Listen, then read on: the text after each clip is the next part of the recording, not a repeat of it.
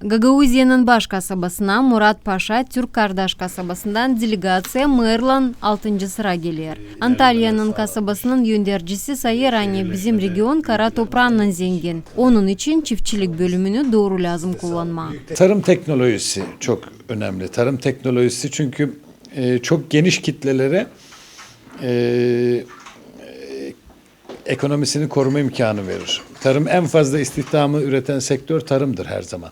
Yani en fazla insanı doyuran, en fazla insanı bulunduğu topraklarda tutan, aile bağlarını güçlü tutan, kültürel bağları güçlü tutan tarımdır. Tarım teknolojisinin yükseltilmesine ihtiyaç var.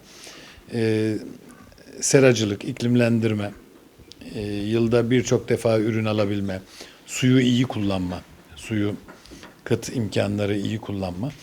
Bunu ben Gagauzya için çok önemli buluyorum. Şimdi bir miktar durmuş gözüküyor ama yani nüfus kaybı vardı, göç vardı. Mesela bunu durdurabilmeniz için ne yapmanız lazım? Hani ne yapmamız lazım? Aslında herkesi bulunduğu yerde iyi tarım yapar, kolektif tarım yapar, teknolojik tarım yapar hale getirdiğimizde bir kere çok önemli bir şey yapmış olacağız. Bunun dışında tabii açık ekonomi, açık piyasa fabrikada gelirse ya da başka yatırımlarda gelirse ne mutlu, ne âlâ. Ama hani dünyada her istenen yere, her istenen yoğunlukta yatırım gelmeyebiliyor. Bağlantı Komrad'ın hem Antalya'nın kasabasının aralarında 5 yıldan ziyade ilerler. Onların arasında çiftçilik uğrunda projeler geliştirildiler. 4 yıl önce hep gittik Kaleci Bayramı'na. Çok işler gördük yeniden. Hem de sadece bakmadık biz bu historik tarafından biz baktık nasıl Murat Paşa ilerler, giderler, hangi problemler var gördük. Önce çözüler problemler. Yani alındı yeni fabrikalar, asfalt dökme alındı, başka şeyler. Biz bu işleri hepsini gördük.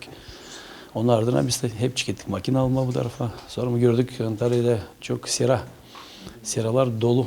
Dün çünkü geldi bize Mutlu Sal bizim kardeşimiz. O ilk gösterdi bize bulgur toprağı. Hani siyah güzel toprak hem de getirdi bir sera bize. Bir hide gönderdi. O büyük üniversitede bulunuyor.